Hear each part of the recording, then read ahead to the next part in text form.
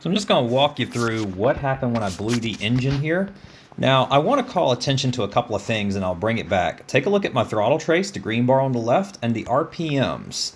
So we're coming through the S's, everything's fine. We've upshifted, RPMs are going up. About time this Camaro passes. Notice where the RPMs are in the throttle trace, because right about here is where the engine started blowing up. Quite ironic that it happened right when a Camaro passed me. So the RPMs actually start going down right about there. And I do want to back up and talk about this again because an error happened again. Right about in here somewhere, it felt like I had taken my foot off the gas or that the car was actually running out of gas.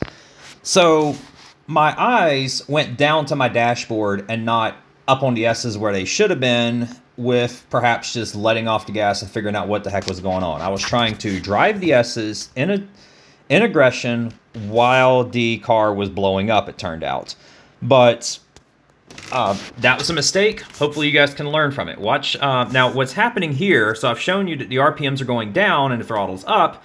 My eyes are going to the dash, and when I look up, I have missed the turn-in marker. I'm just too wide, and basically I dropped two wheels.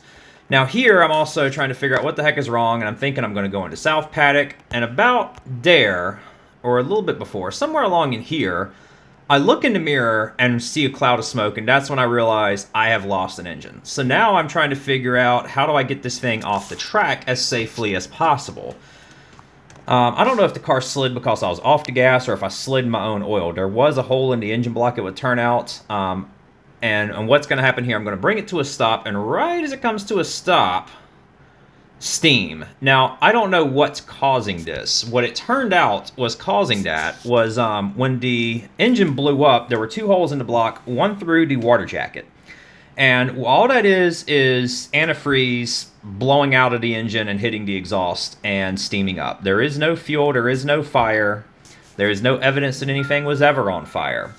So I don't know that. And I smell a lot of oil at that point. So I have a passenger, I instruct him to get ready to get out. My head is now over my left shoulder, and when I see an opening in traffic and confirm it, I tell my passenger, get out of here.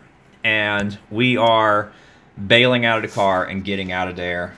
So next I'll show you what actually caused this and why. So if you see here, there is a broken off exhaust valve on the left side. So from what I can understand, just over many, many years of heat and cool, that exhaust valve had gotten very, very brittle, and it broke off. Now, when it falls in the engine, I'm not going to do a big analysis of what happens here, but basically that connecting rod has no choice but to push that piston straight up, and it has a very, very tight quench height, almost any modern engine, so there's just no room for a valve to fall in the engine.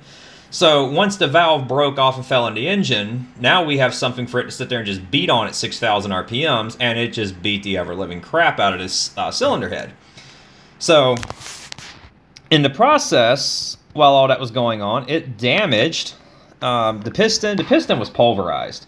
There's, the wrist pin, you see me now fishing out. There's a section of piston that has been pulverized by this engine. And now the top of the connecting rod. And it's a mess. So that's what had happened. But all I knew was car's not going. There was no error message on the dash. I mean, nothing electronic was broken. So when the car came to a rest and the smoke was rising, the car had actually shut itself off. What I never pointed out, there's actually two cracks in the cylinder wall there. It tore it up and actually damaged the other side's piston as well. And when the connecting rod broke in half, now this thing's just freewheeling around on the crankshaft journal and knocks a pair of holes in the side of the engine block. So there you go, guys. That's what happened to my engine and why it blew up and how and why I dropped two wheels. Hopefully this is educational to you. Thank you for watching.